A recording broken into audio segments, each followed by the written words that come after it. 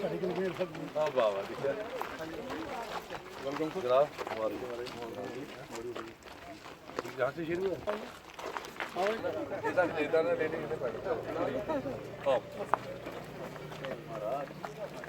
इधर ना लेने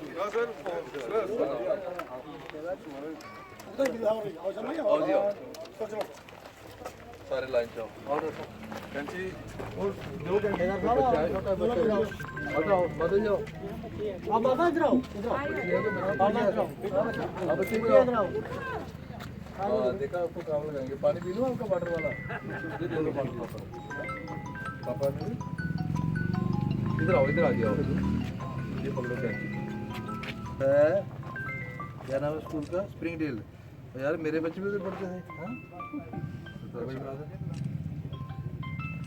ये चला लो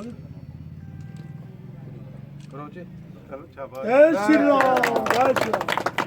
बहुत बढ़िया अब आपने खाओ अकेले में बात करना उसे सारा मुक्के में लाओ जनाब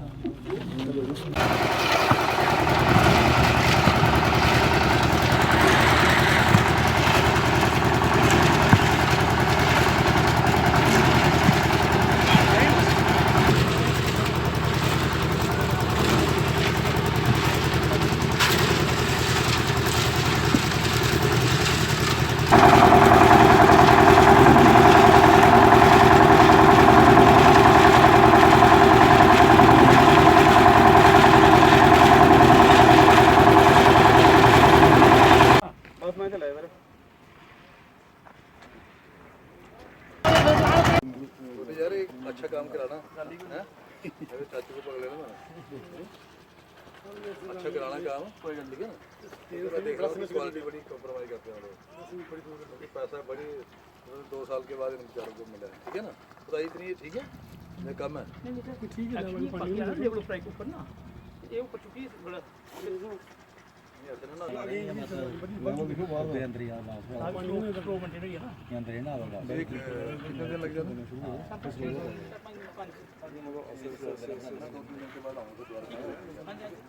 कच्चा ही कढ़ाई लो पहले बाद कर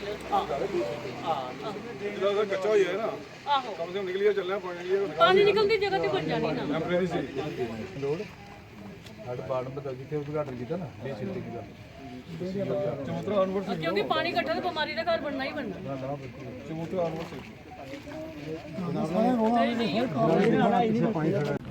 ये हमारे वार्ड नंबर 10 की काफ़ी देर से डिमांड थी इनकी कि ये नरेश चौधरी साहब की दुकान है वहाँ से लेके ऋषभ शर्मा के घर तक और अंकुर शर्मा का घर है यहाँ वहाँ की रोड की बड़ी बुरी हालत है और क्योंकि ये अलाटेड हमारा एडवर्टाइजमेंट अमाउंट था 5 लाख लेकिन बिलो गया जी अराउंड 40% और तकरीबन 3 लाख में जे फ़िलहाल अभी ड्रेन का काम शुरू हो रहा है ड्रेन का काम आज उसका उद्घाटन किया है और मैं वार्ड नंबर 10 के निवासियों को इसकी मुबारकबाद देता हूँ कि जहाँ काम शुरू हो रहा है और आने वाले दिनों में फिर टाइल वर्क भी करेंगे फिलहाल ये ड्रेन का वर्क होगा इस बार तो क्या देखते हैं काफ़ी देर से इनकी डिमांड थी काफ़ी देर से काम जो है वो पेंडिंग बिल्कुल लोग काफ़ी देर से सफ़र कर रहे थे और छोटे छोटे बच्चे आपने देखा होगा जो बच्चियाँ भी जा रही थी जिससे हमने उद्घाटन करवाया वो भी इसी गली में रहने वाली है और बच्चों को बड़ों को सभी को परेशानी थी इससे नेचुरली लोगों को थोड़ा बेनिफिट मिलेगा और सैनिटेशन की कंडीशन इंप्रूव होगी बिल्कुल अभी थोड़े दिन पहले हमने सरस्वती बिहार में एक तकरीबन 1 किलोमीटर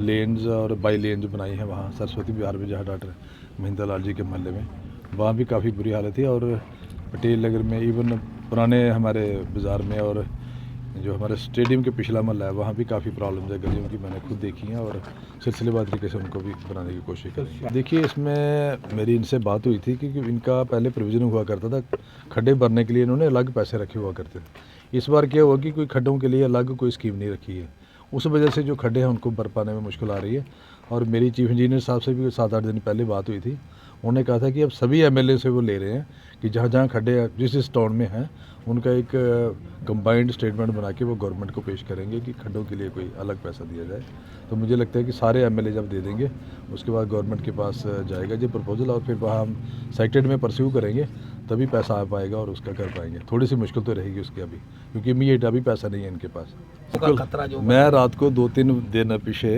रात को 11-11:30 बजे निकला ताकि मुझे कोई देखे भी नहीं और मैं देखूँ कहाँ कहाँ गंदगी पड़ी है और मैंने देखा कि शहर की बड़ी बुरी हालत है और जब हमारा सेशन था श्रीनगर में, मुझे इनका स्ट्राइक शुरू हुई 1 नवंबर को पूरे जम्मू प्रोविंस में, लेकिन कठुआ वालों ने 2 तारीख से शुरू की और मुझे 6 तारीख बताया गया फ़ोन किसी ने जहाँ से किया कि कठुआ में स्ट्राइक शुरू हो गई है। और मैंने 6 तारीख ही कमिश्नर जो हमारी है मनदीप कौर, उनको उसी टाइम असेंबली का फर्स्ट सेशन के बाद उसको मिलने गया।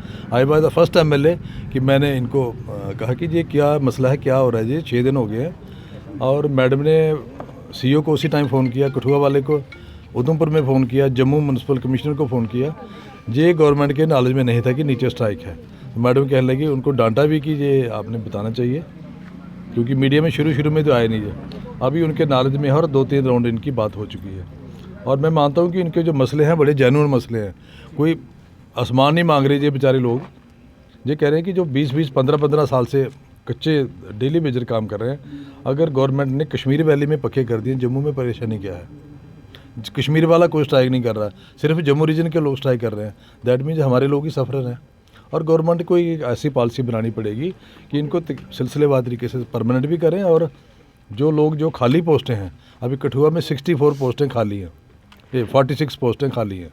तो मैं पिछले कल भी गया था दोबारा कमिश्नर को मिलने, तो कल क्योंकि मीटिंग में बिजी रही तो मैं 6 बजे तक उनका वेट करता रहा इसी सिलसिले में। मैंने जहाँ किसी को नहीं बताया कि मैं कहाँ जा रहा हूँ, लेकिन इसी मसले के लिए गया था मैं।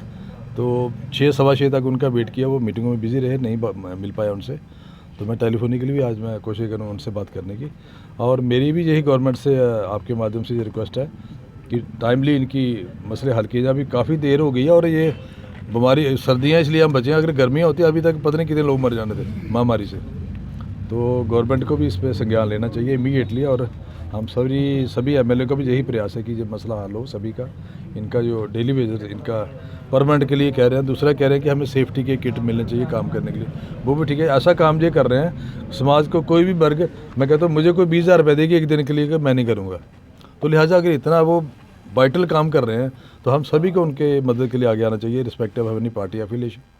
तो हम सभी की सपोर्ट उनके साथ है। और मुझे पूरी उम्मीद है कि गवर्नमेंट और हमारी जो कमिश्नर मैडम है मनदीप कौर, वो भी बड़ी सीरियस है इनके इश्यूज़ को लेके, और जल्दी कोई ना कोई इसका हल निकलेगा। और देखिए, स्मार्ट मीटर का ये है कि जब मेरे संज्ञान में बात लाई गई थी, मैंने उसी दिन इनके एक्शन से भी बात की थी। मैंने कहा इसको बंद करो, लेकिन बाद में पता चला कि 2-3 दिन बंद करने के बाद उन्होंने दोबारा शुरुआत कर दी।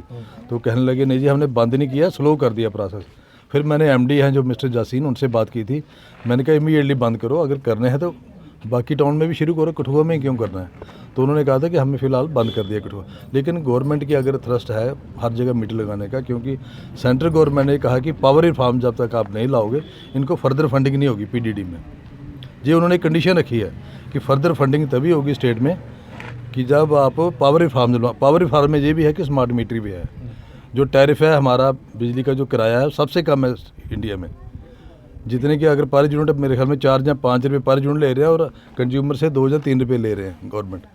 तो एज ए रिस्पॉन्सिबल सिटीजन हमें भी उसके बारे में सोचना पड़ेगा। और जहाँ तक स्मार्ट मीटर का है, इसके बारे में गवर्नमेंट ही कोई इसका फैसला लेगी, ठीक है ना, गवर्नमेंट के संज्ञान में है। नहीं, मेरा कहने में, आप मेरी बात को ट्विस्ट ना करें, मेरा कहने का मतलब ये है कि स्मार्ट मीटर जो है ये कि पावर रिफॉर्म्स के पार्ट ऑफ दैट है कि अगर पावर रिफॉर्म में फर्दर फंडिंग हमें जो आएगी उसके लिए एक कंडीशन ये भी है, क्योंकि मैं एडमिनिस्ट्रेशन में रहा हूँ, मैं झूठ नहीं बोलूँगा, जो चीज़ सही है वो मैं कह रहा हूँ कि उसमें ये कंडीशन ये भी लगाई थी कि J&K में पावर रिफॉर्म नहीं है। तो फर्दर फंडिंग आपकी उसी पे उन्होंने कहा कि डिपेंड करेगी जब तक आप रिफॉर्म लाओगे, रिसोर्सेज बढ़ाओगे। लेकिन मैं ये कहना चाहता हूँ कि लोगों को प्रॉपर्ली मोटिवेट करने की ज़रूरत है कि स्मार्ट मीटर का लोगों को बेनिफिट है या नुकसान है। वहाँ कहीं ना कहीं गवर्नमेंट की जो डिपार्टमेंट की जो है उसमें कमी नज़र आती है। लोगों के पास पहले मीटर लगाने से पहले लोगों को मोटिवेट तो करें, भाई इसका ये फ़ायदा है। लोगों को पता नहीं है, डब्बा लेके खुद आ जाते हैं, वो चीज़ ना करें, सिलसिलेवार तरीके से लोगों को मोटिवेट करें। देखिए, ये पहला सेशन था और इसमें पहले ही दिन आपको पता है कि सबसे पहला उन्होंने ले आए कि नहीं जी अलगाववादी जो रेजोल्यूशन ले आए कि दोबारा हमें 370 चाहिए, दोबारा 35A चाहिए। ये आपने देखा होगा कि डिप्टी CM जो जम्मू के हैं उनके थ्रू उन्होंने रेजोल्यूशन लवाया। देखो उनकी पॉलिसी देखो कि सबसे पहले अगर हमारा मुल्क ही होगा तब ये स्मार्ट मीटर बाकी इशू बात की बात है। जब देश पे बात आएगी पहले देश का मसला उठाना ज़रूरी है। जब हमारा मुल्क ही नहीं रहेगा, इंटेग्रिटी नहीं रहेगी कंट्री की, तो हम सभी ने यही, हमारी पार्टी ने यही फैसला किया कि सबसे पहले जो देश हित की बात है पहले वो करेंगे। हम नुकसान उठा लेंगे लेकिन देश पे जो देश को तोड़ने की जो कोशिश करेंगे उस चीज़ों को बर्दाश्त नहीं किया जाएगा और उसके लिए जोर शोर से हम सभी ने विरोध किया उसका। ये स्पेशल स्टेटस क्या है, स्पेशल स्टेटस हमने पढ़ा, वो हमने उसको फाड़ा भी, वहाँ पढ़ने के बाद फाड़ा वो, तो उसमें कहा कि स्पेशल जो प्रोविज़न है सारे लाए जाएँ। तो वो कहीं ना कहीं गवर्नमेंट को उसको दोबारा रीथिंक करने की जरूरत है। और जो बाकी इशू है जिस तरह स्मार्ट मीटर का आप कह रहे हैं, जहाँ जहाँ कंज्यूमर को कोई परेशानी है उसके लिए हमारी पार्टी हमेशा प्रयासरत रहेगी। देखिए डेवलपमेंट जो है एक स्टेशनरी प्रोसेस नहीं है, ये कंटिन्यूस प्रोसेस है। जैसे जैसे इस एरिया में देखो ये सारा हैबिटेशन नहीं थी, जहाँ घर नहीं थे, जैसे जैसे नई नई लोकेलिटीज़ बनेंगी नेचुरली वहाँ डेवलपमेंट का इशू बना रहेगा। वहाँ लेंज भी चाहिए, ड्रेन भी चाहिए, पानी की मसला भी चाहिए, बिजली का भी चाहिए। तो ये डेवलपमेंट मैं नहीं कहूँगा कि अगले 10 साल में डेवलपमेंट का प्रोसेस खत्म हो जाएगा। ये कंटिन्यूस प्रोसेस है और ये कंटिन्यू जब तक सृष्टि है तब तक चलना है और डेवलपमेंट रुकने वाला प्रोसेस नहीं है। सर 370 तो नहीं, क्या 371 एक्सटेंड हो सकता है जम्मू के लिए? ये बहुत बड़ा क्वेश्चन आपने पूछा। मैं छोटा सा कार्य करता हूँ, जो सारे नेशनल पार्टी डिसाइड करेंगे उसके बारे में बात करेंगे। Thank you. अज ये गली का कार्य शुरू होआ दा, मैं सारे को मुबारक देना और खास करिए अपने वार्ड नंबर 10 के लोकें जी मैं आखना चाहना कि देखो आस्ता आस्ता जियां जियां हूँ असें आगे भी प्लान रखे दे गलियां ने बड़ी जल्दी उद्घाटन जेह्ड़े आ हूँ शुरुआत शुरू होना शुरू होई है। बस ज़्यादा नहीं मैं लोकें गी आखना चाहना क्योंकि लोग तो जकदम ही सब कुछ मंगते हैं। मैं आखना चाहना कि आए तो हूँ 1 महीना होया MLA साहब होरे बने दे, असें काफ़ी सारी गलियां जड़ियाँ वार्ड नंबर 10 दियां गलियां या कोई लाइटां ये कम से कम कोई मेरे ख्याल कोई 15-20 साल पुराना जेह्ड़ा म्हल्ला है। इत्थे 1-2 घर हा पहले ते हून जेह्ड़े आ एह् घर जेह्ड़े काफ़ी ज़्यादा होइए। पिछे अग्गे ते सारियां गलियां असें बनाई ओड़ियां, उप्पर नैह्र आह्ली साइड इधर भी ये 2-4 गलियां जेह्ड़ियां रेह्दियां एह् भी बड़ी जल्दी असें गलियां बनाई ओड़नियां। ठीक, जय हिंद।